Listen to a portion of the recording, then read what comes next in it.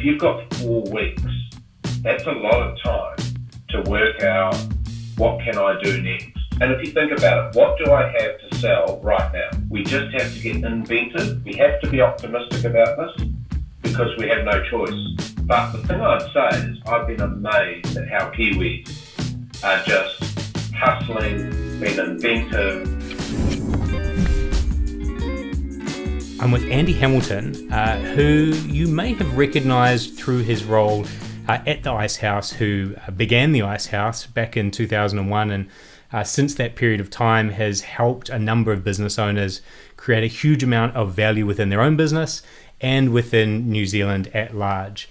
Approximately 27,000 jobs over that time, $15 billion in new revenue, which has impacted New Zealand's GDP by an amount of around 10% if you were to sum all that up. So the reason why we've got Andy on the show today is particularly to have a look at what's happening right now with COVID-19 and some of the things business owners should be doing or could be considering, given that the world's really changed in the last 48 hours as we approach a lockdown in New Zealand. So first of all, Andy, I'd just like to say thanks for coming on the show and for contributing your time to this. I guess, right. Yeah, great. Thanks for being on the show. I guess the first question is, there's been a huge amount of change in the last couple of days. What would you say businesses should start with? What's some of the themes that they should be considering if they're not already? So look, I think there are a couple of things there. I think we all need to understand our cost base. When our revenue base completely disappears overnight, we need to actually just look at our cost base, prioritise those cost bases, not necessarily let people go. I think many of us as owners will sit back and go, right, how can I remove some of those nice expenses that were helpful, but that could go away, and then, really have a look at the situation and go, right, I can live off these expenses. Now, how am I going to build from that? And how do I find some more revenue that's going to come? And also maybe be courageous enough to go, should I just, earlier this week I spoke to a rental car operator who just said, I can close for 90 days. Now, obviously, with the changes that have been made, he's going to be forced to close, but he worked out how he could, survive for 90 days with no business whatsoever. So cost base, and then start being creative around other areas where I could earn some income in the interim. Got it. So a business should look at, if they're going to hibernate, make sure that hibernation mode is in cost saving, in conserving that cash as if it's energy, and making sure that that's not the de facto status, is that look for other sources of revenue. In what particular areas? Because online's still selling. If you've got things that you can get delivered, there's still ways of earning revenue. I guess the question is, if you're not an essential service, what do you do over the next 4 potentially longer weeks to come? Well, I suppose there's a couple of things there. If you are an essential service, like in the food or supply chain or in the health industry, then you may have growth opportunities and you need access to resources potentially to be able to keep making, keep producing. Reach out to other owners to say, have you got some staff that you would be prepared to transfer to me? I think there's things that we've just got to work through. I've spoken to 2 owners today already who have had record months. I would say they are in the less than 5%. The rest of us are sitting there going, right, what am I going to do? And part of that is, is if you've got 4 weeks, that's a lot of time to work out what can I do next. And I don't have those answers. I think we're all learning, right, I've got time, I need to think, where else could I earn some income? And you're right, online, some people, I just saw just before Learn Coach, which is a business that helps you sit exams for NTEA, has basically come out and said, we're going to offer that free to all students in New Zealand. I saw another business, Swiped On, that has offered check-in for all hospo businesses earlier in the week, as a check-in software. So I think we just have to get inventive.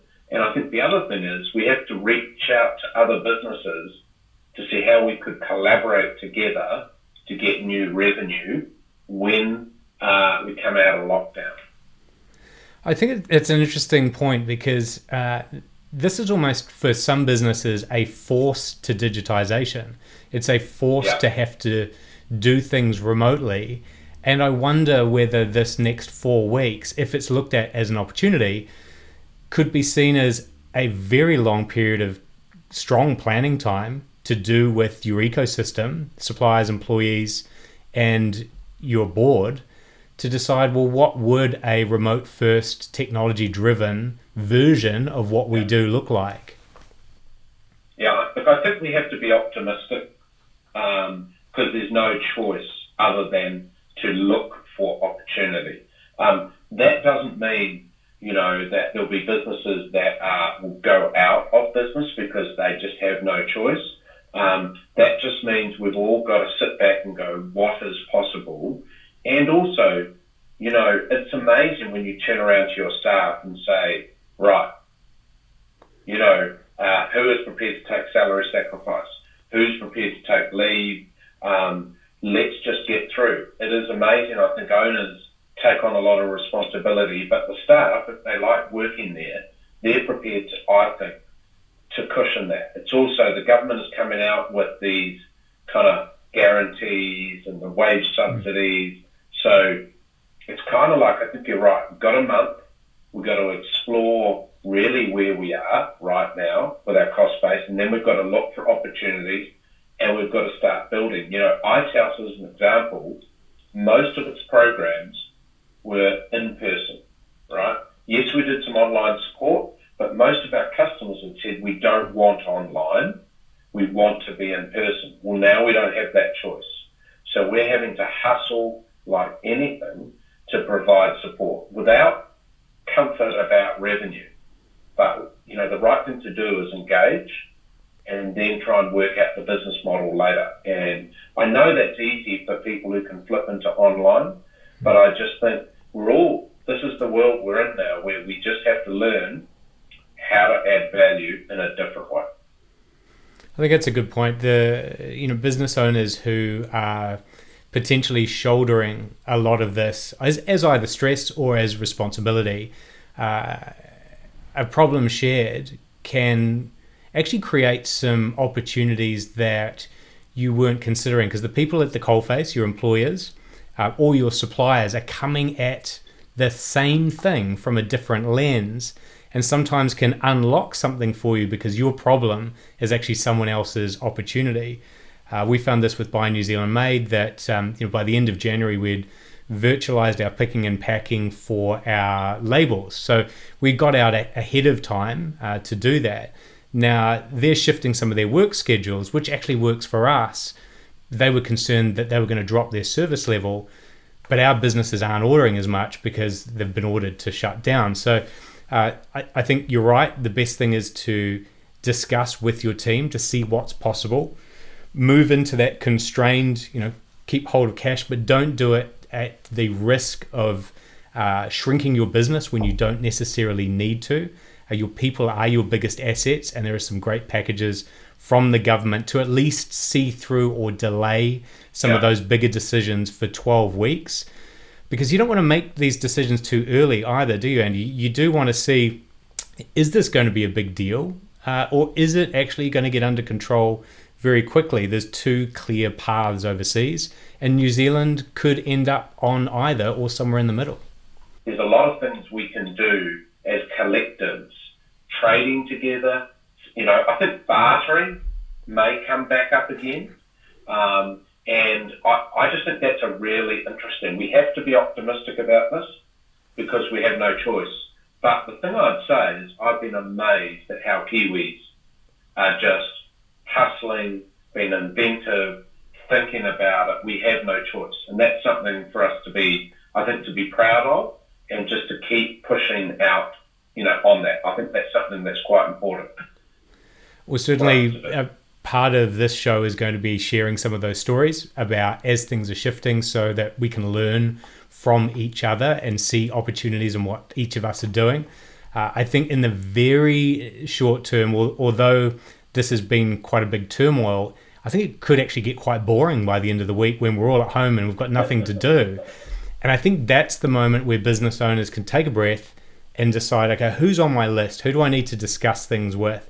Who's not on my list that maybe I was talking to someone in the technology space who said, we can solve things really easily for manufacturers, but to weld something together, it would take us ages. So by putting together different groups of expertise, serendipitous collisions can happen. I think this is an opportunity for business owners, not just to reach out for support, but also to reach out to get new ideas from sources maybe they hadn't considered going to before. Because everyone's available, right? Yeah. We're all at home going, Yeah, and if you think about it, what do I have to sell right now? Like, what do I have that I could sell to someone? And then the second thing is, what could I have to sell if I had to build it? And, that build may take 4 weeks, but I think it's remarkable. We're involved in launching a community site tomorrow that we use a dev person, freelance dev, to build the core base. And then we've worked like anything over the last 24 hours to get it ready. And it's not expensive. These things can be done if you have clarity around what I want to build and then reach out to other people. And I can't underestimate that community for community aspect. I think the local thing, the New Zealand thing, even the Aussie thing, people want to trade with people who they know. And so, we've got to really use this as an opportunity to go, how can I do that? How can I do it differently? I think it is a challenge for us, though. How do we find those places where we can trade with each other and other people? And that's something I don't have an answer other than the law of separation says we know each other, but it's the second, third edges of networks that we need to think about. And so whether that's LinkedIn, I don't know, whether that's Trade Me starts to create these environments where people can come and trade. I think we just need to push the boundaries there a little bit when we think about it. I'd love to see Trade Me have an area where you can put the New Zealand made logo on to know that when you're buying from that trader, you're buying from a New Zealand manufacturer. Or maybe it's something from the government, so it has an NZBN number, so you know that this is a Kiwi business. So that could go some way towards it. I think there's also an idea element too, because knowing what you've got to sell is one thing. So there's a company I just do some like a mentoring for, who runs jiu-jitsu. They had to close last Friday because it's a physical. They decided to close early. Now he's spun up an online course where you're going to be able to do jiu-jitsu remotely. It's not the same thing. He's not that excited about it. So I had to kind of help him reframe it to say, this isn't a porous service for your existing members. Your existing members, up until midnight tonight, you could go and train on the beach. This is about how do you offer a jiu-jitsu experience to people in Sydney or Singapore or Christchurch. And so look, a couple of examples there, right? So Container Door, which is an online platform to buy products, physical products, continues to operate. And look, we just bought some flank steak and some leg of lambs. Like, as you and I were talking, my wife just bought that, and we bought it for our neighbours as well. And so, we've got 4 legs of lamb and about 7 kilos of flank steak coming to us. That's great. It's going to be delivered in 3 days if they get the volume. Another one is BidApp, which is a startup company that we invested in that is templated apps for fitness instructors and people who are trying to train, and build a wider audience. And it's templated so that you can, if you're doing yoga or you're doing that jiu-jitsu, you can use that app to actually reach a wider community. And that's the interesting thing. If I was sitting there going, hey, I'm a yoga instructor, wow, how am I going to build a website? No, just go to Squarespace, go to BidApp, use these things, reach another community. And that goes back to my comment. What do I have to sell? That's what we've all got to ask ourselves, to hustle, to get some revenue, to do it. But I also think we need to think about, how do I help my staff find jobs, find other income, give them freedom to be able to do that. That for me is really important, because then, we just all need to find a way to get through. So how do you do that with the teams? Because you've got great talent, you don't want to lose them. You want to make sure that they can continue on paying their bills. Is there a midway point where you guarantee them to get their job back, depending on the time frame? How do you have those conversations? And is now the time to do that, or is it better to do that once the picture is clearer in 4 to 8 weeks? Well, I think there's a couple of things there. As a business owner, you need to know what your bottom line is, and you need to know how much money you honestly have to be able to afford to keep paying people and not. So that you've got to know your bottom line, you've got to know your numbers. That's number one. Number two, you then got to, in the end, if you can only pay 80% or 50%, or whatever that is, then you need to have those individual conversations. I appreciate when you're talking 5 people, that's not as hard as 500 people. That's, seriously hard. I don't even know how you would go about doing that. But I think, you've got to have those conversations, and you've got to be in that position where, you can have those honest ones. And it's kind of like each person has to look after their own.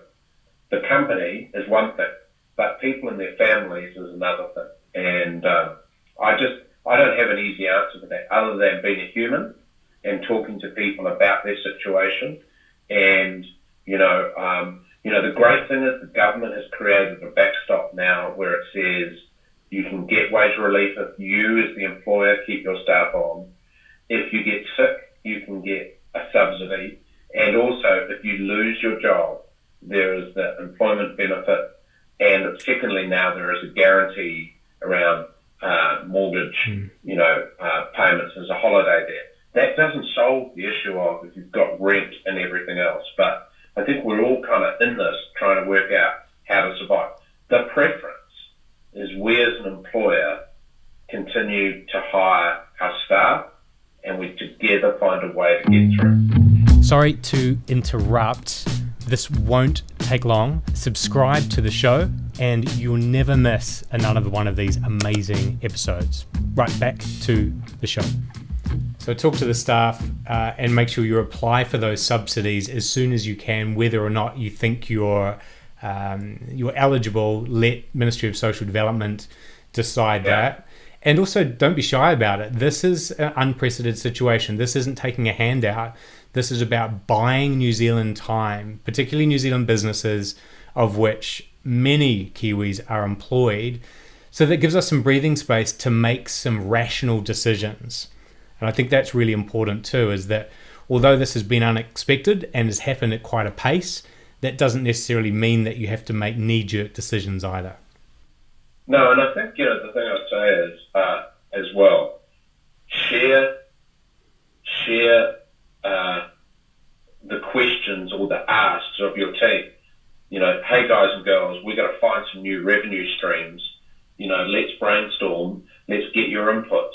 It's not about the owner finding the answer himself or herself. It's about the team going, well, we could do this and we could do that, and using these, the Slack tools, the Teams tools, the Google Hangouts, the Skype, whatever it is, to actually facilitate a conversation and empowering the team.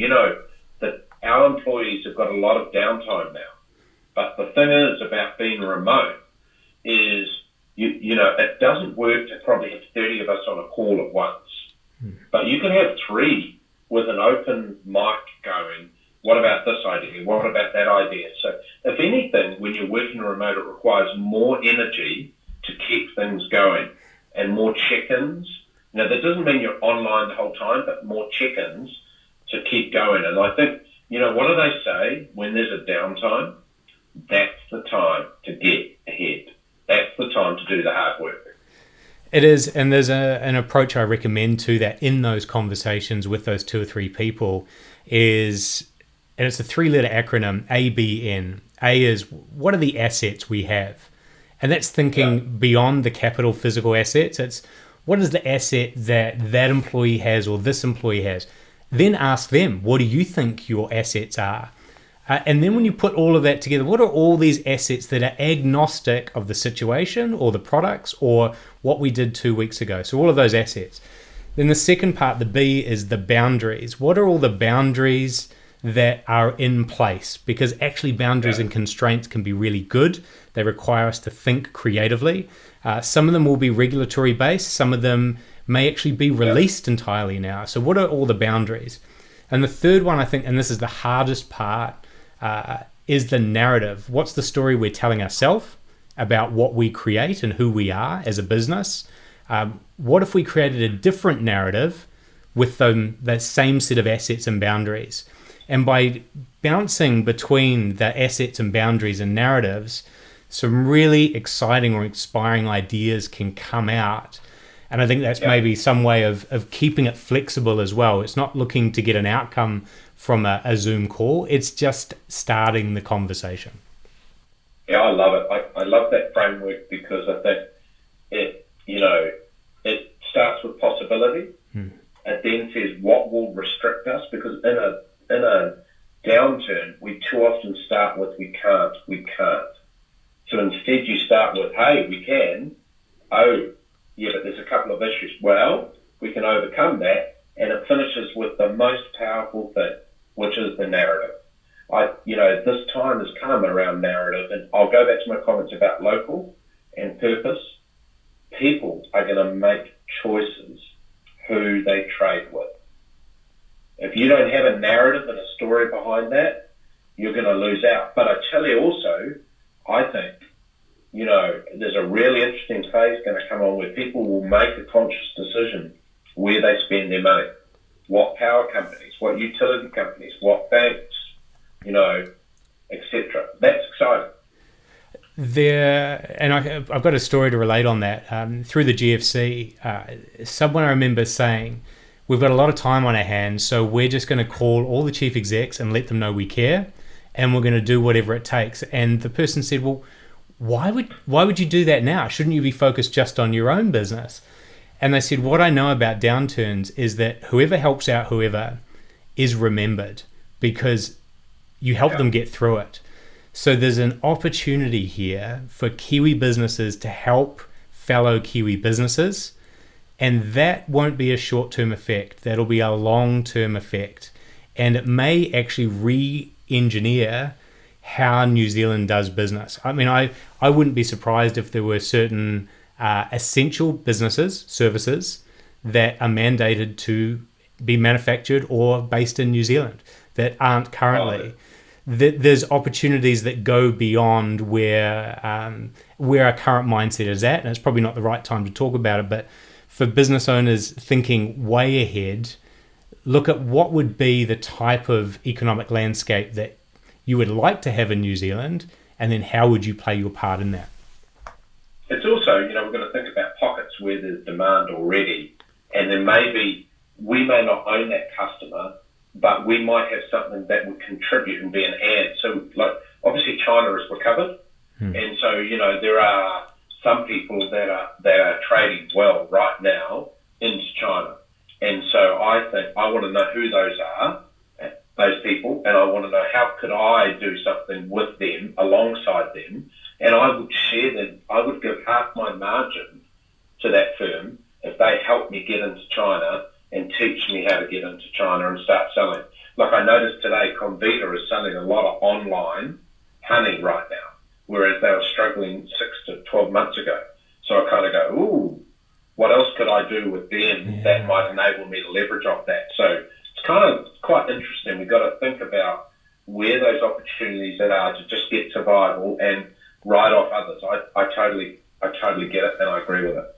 That's a fascinating point, is you look for the updrafts of where some things are already turned on. So if China's turned on and people are exporting, where do you go? And maybe other countries start to turn on. So be aware that this is affecting different places at different times, and be open to working with another business that has access, or to export New Zealand, or someone that can give you insights on who else is in that area that you can work and collaborate with.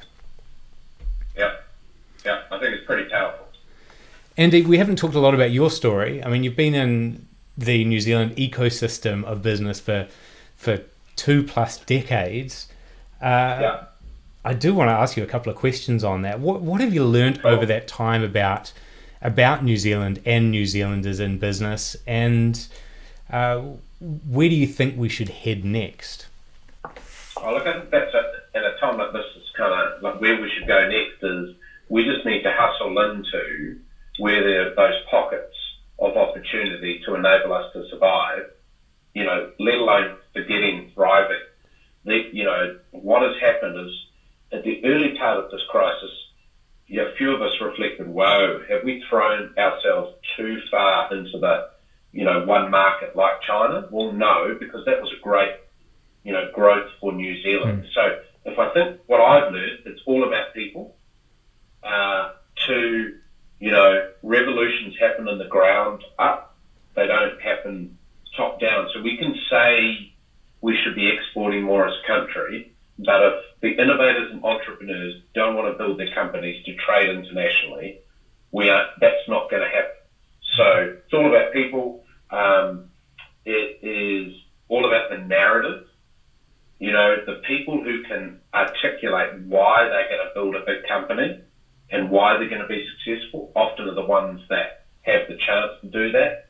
But ultimately, the market dictates that. So I really don't know where we're going to go, other than the fact that there are a lot of people that are suffering and that are struggling, but there's also businesses that are doing well. So for me, it's just like find the people who've got that strong intestinal fortitude to go after and be those exporters, and find those market opportunities, and then we coalesce around them, help them to be successful, and people, will do well accordingly. And as a society, this is a thing where, I'm going to say it positively, we're learning to care about each other, and that's a good thing. What's your plan over the next 4 weeks, Andy? What are you going to fill your days with now that the lock-in starts in just over 6 hours? Yeah, so we've got 2 daughters, and who are teenagers, so we've got to try and get into a little bit of routine with them around their schooling and other stuff. So we're trying to do something every day that's kind of joyful for them and for us to remove the stress of everyone being in one house. Secondly, I'm trying to get a bit of discipline about my day, and then maybe the third thing, I just want to help people. And so for me, it's like, how many customers can I, as the Icehouse person, reach out to in my own right to help them? What I'm struggling with is focus time. And, because I've got some customers separate to the Icehouse that I need to make sure I'm supporting.